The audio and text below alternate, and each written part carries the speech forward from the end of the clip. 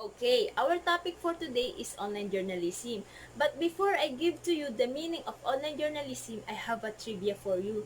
Did you know that the first type of online journalism was invented in the year of 1979, which is called teletext?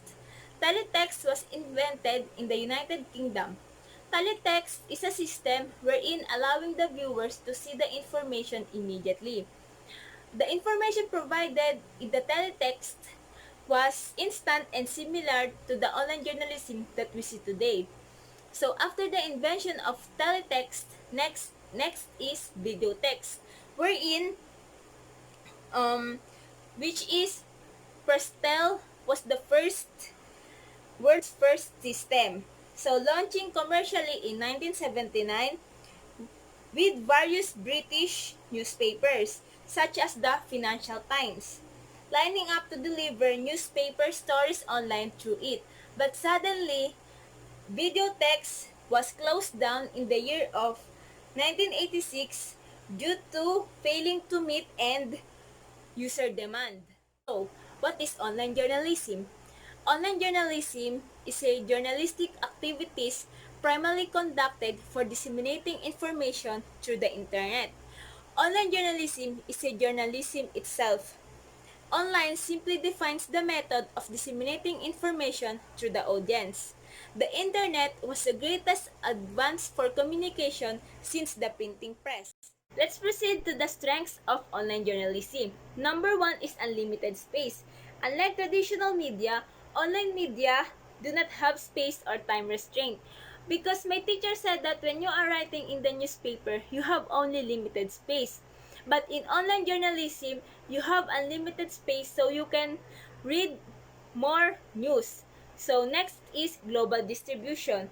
Global reach is basic feature of online media. So because of 21st century, many people have internet. So because of that, they can easily access in the online journalism and they they are updated what's happening inside and outside the country. So next is convergence. Multimedia, convergence of text, graphics, audio, and video. So in online journalism, you can also see the videos like that, videos of news. So they are in online journalism. It's not only text.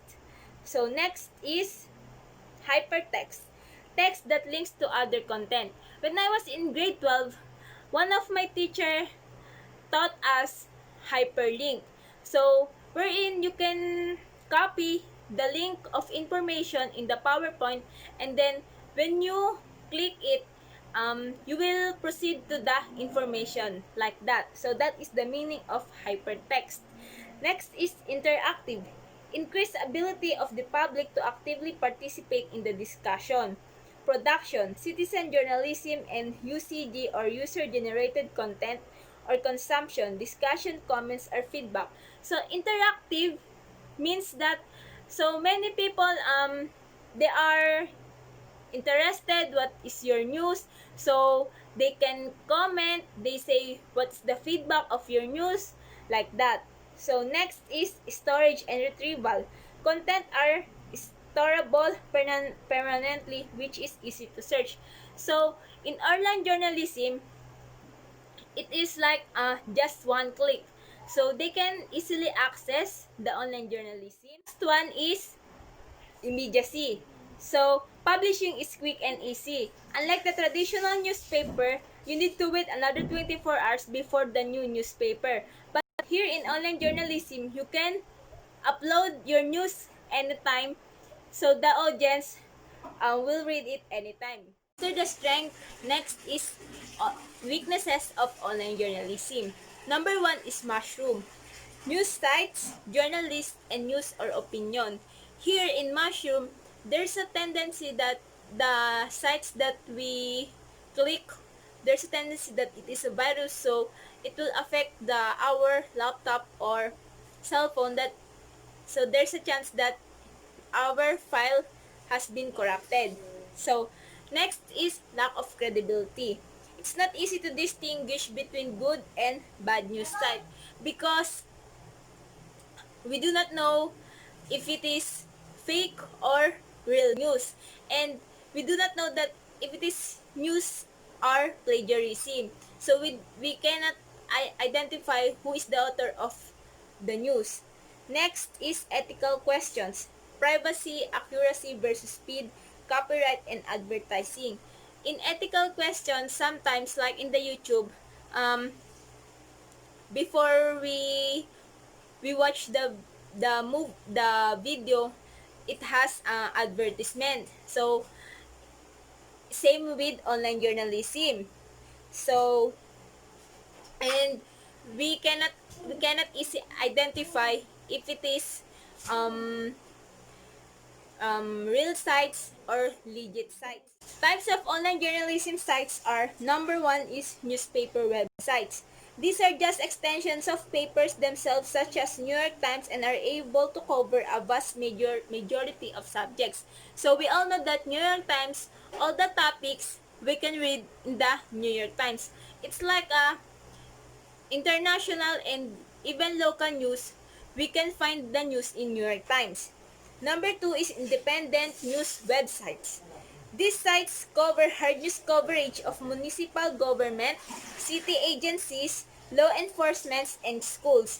They also tend to be found in larger cities and are a non-profit organization that get their money from donations. They are known for their hardcore investigation, which is done by full-time reports. So, this type of websites, it's like it focuses on the private agencies um, or even local government like LGU, like that, and municipal government. All the news in local government unit, it focuses the independent news websites.